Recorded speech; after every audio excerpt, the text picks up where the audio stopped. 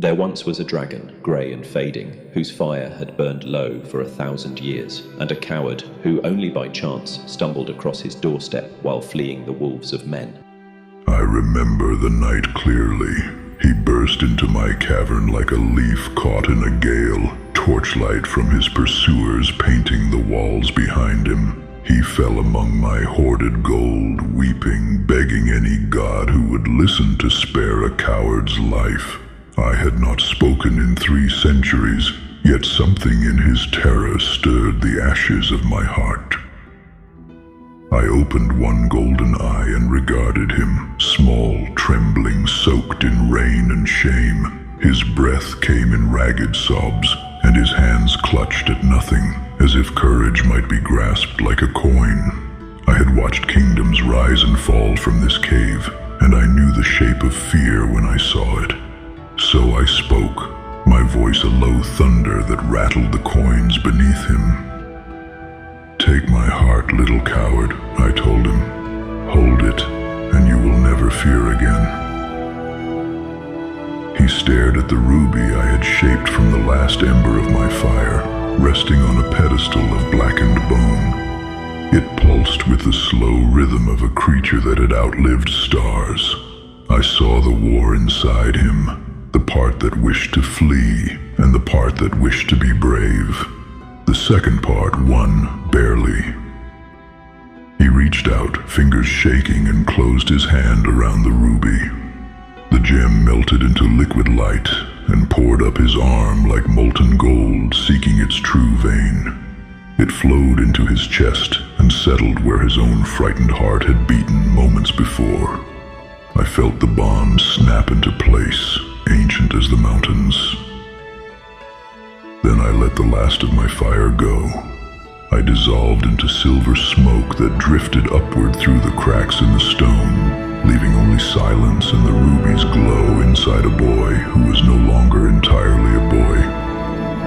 I watched from the smoke as he walked out of my cave the next morning. The wolves of men took one look at him and turned tail. He did not run. He smiled. Within a fortnight, the village that had mocked him sang his name in taverns, and maidens left flowers at his door. He saved children from burning houses, faced bandits without flinching, and spoke truths no one else dared utter. But every night he returned to my empty cave and stared at the place where I had been. Scales had begun to bloom across his shoulders like dark roses. His shadow had grown wings. His voice carried the rumble of caverns when he was angry. He understood then what I had not told him. The heart does not give courage. It makes you what I was. One dawn he stood on the cliff where those same children had once pushed him off for sport. He spread wings of crimson and gold and roared, and the valley below trembled.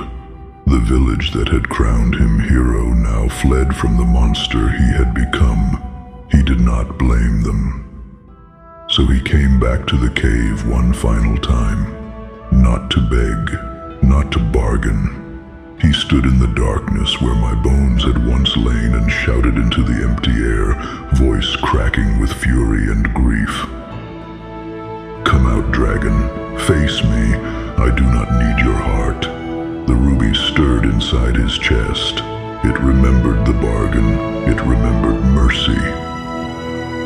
It flowed out of him like molten fire cooling into jewel, pooling in his open palm until the ruby lay there once more whole and perfect.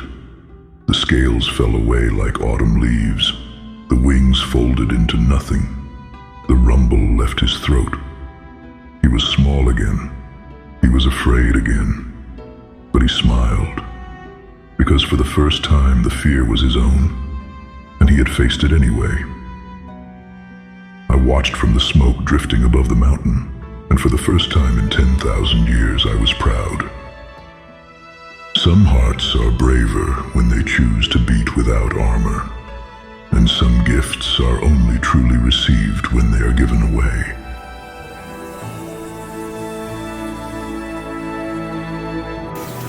More wonders every Tuesday and Friday, deeper tales every Sunday around the fire.